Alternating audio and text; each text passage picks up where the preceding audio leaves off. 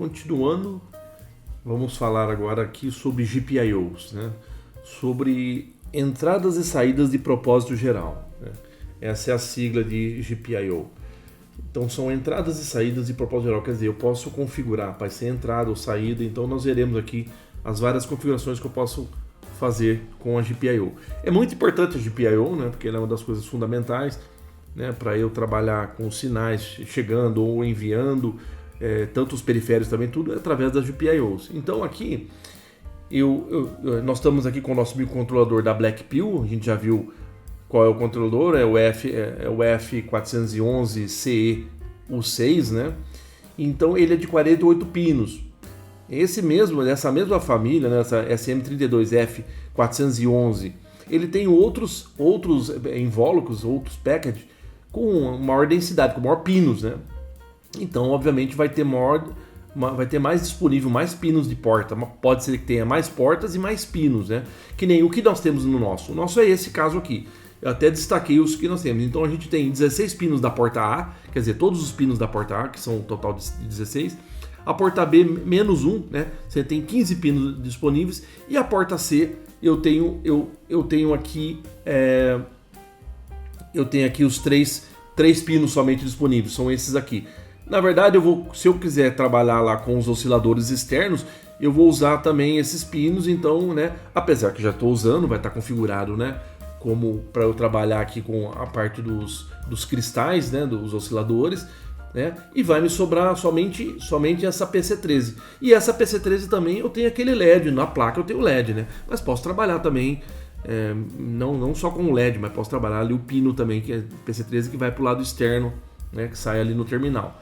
Então é isso, então aqui eu tenho 16 pinos da porta A, eu tenho 15 pinos da porta B e 3 pinos da porta C. Então é o que eu tenho disponível de GPIOs aqui na nossa placa Blackpill. Okay? Então, continuando, então vamos entender um pouquinho sobre GPIO. Então aqui, no primeiro momento, assusta, né? Porque falam, nossa, que confusão é essa aqui? Então, mas é isso aqui, só no primeiro momento eu já vou explicar. Aqui, na verdade, eu tenho o meu pino, né? O pino da porta. Então, desse símbolo de um pino para a direita é o lado externo, o lado interno aqui para a esquerda é interno já dentro do meu microcontrolador, é a porta de entrada aqui da GPIO. Como uma GPIO, ela pode ser configurada como entrada e saída, então ela tem tudo preparado internamente, né? Mas se você for ver, a parte da metade para a parte superior para cima são os elementos da parte de entrada, né? Pode ver até pelas setas que tudo tem de estar entrando aqui dentro do microcontrolador. E a parte da metade para baixo, eu tenho a parte tudo saindo aqui, as saídas, são as saídas, o módulo de saída, ok? Então, de forma geral aqui, então só para a gente entender, né? Eu tenho aqui, isso aqui são diodos de proteção para quando eu trabalho aí com 5 volts, normalmente é 3,3, mas às vezes alguns pinos podem trabalhar com 5, então tem umas proteções aqui. Então são diodos internos, né? Já dentro do microcontrolador.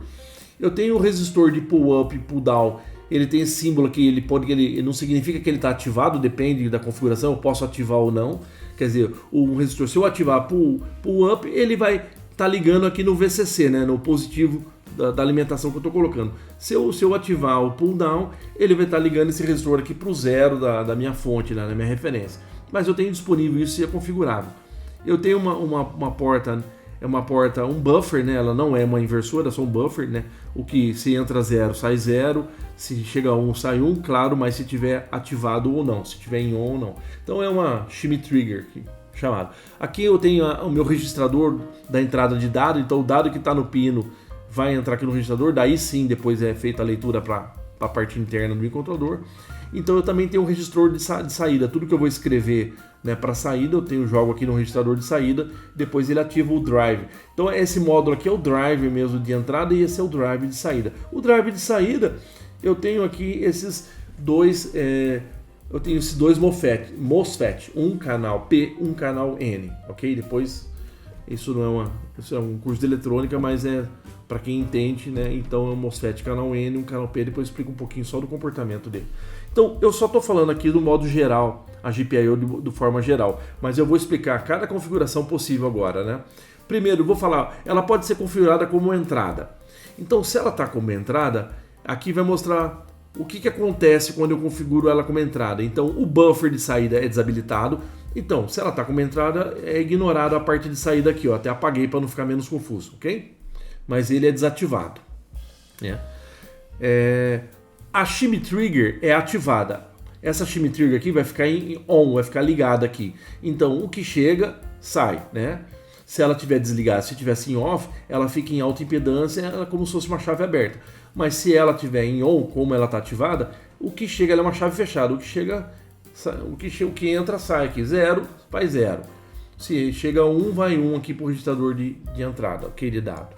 Então o resistor de pull-up ou de pull-down pode ser ativado. Então também fica disponível quando eu configuro como entrada, se eu quiser, né, ativar um resistor de pull-up ou pull-down, né? Ok? Porque às vezes se eu estou trabalhando como entrada, eu posso evitar, né? Se eu quiser ativar o resistor de pull-up, então internamente aqui já vai estar ligando um resistor para o VCC. Então às vezes eu não preciso fazer isso fora, posso economizar elementos fora, dependendo da configuração externa, né? Ou, dependendo da configuração externa, pode ser útil eu ativar o pull-down. Então eu posso economizar, não fazer alguma coisa lá externamente, mas já internamente já tenho esse recurso, então fica mais fácil. Então eu posso ativar um ou outro aqui, ok? O dado presente no pino, ele é presente, ele é amostrado aqui no registrador, né? Então o registrador lê, né, vai ler o que está lá no pino e vai armazenar aqui para depois ele fazer a parte interna, né, o processador interno fazer a leitura através aqui desse registrador, mas ele é uma cópia do que está no pino aqui. Então o status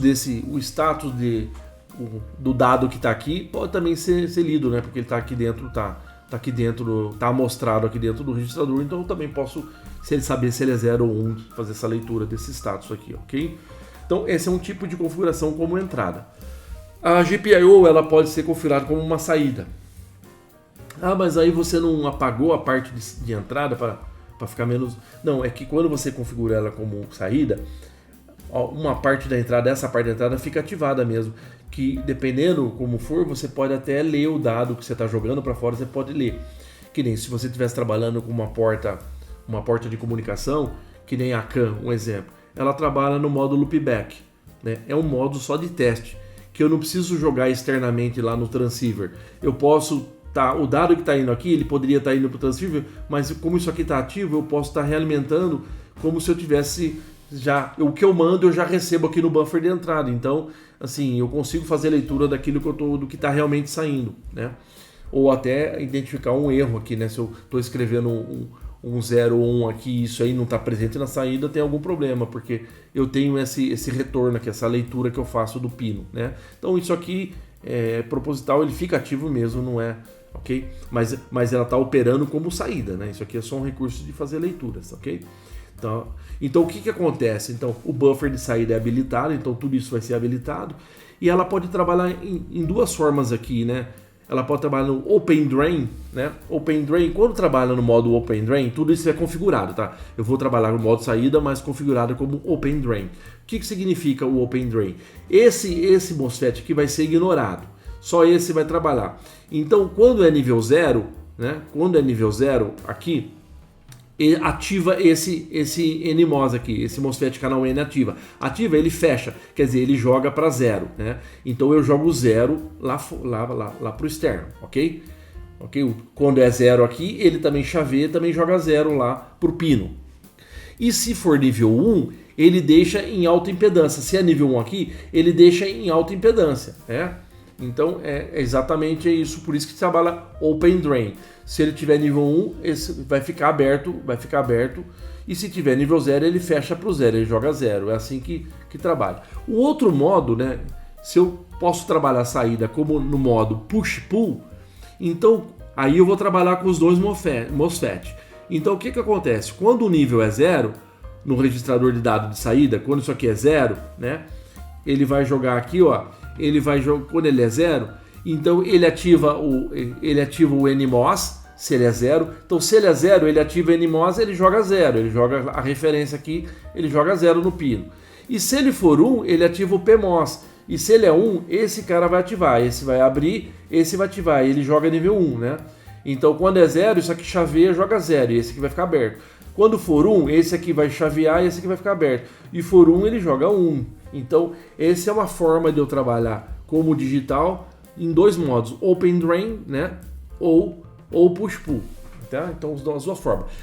Adicionalmente a essa configuração, a chave Shimmy Trigger, ela é ativada, então realmente ela fica em on ainda, mesmo sendo uma parte da entrada, para fazer aquele recurso de, se eu quiser fazer um loopback, se eu quiser fazer uma leitura do que realmente está saindo aqui, está disponível aqui, ela fica ativa essa parte.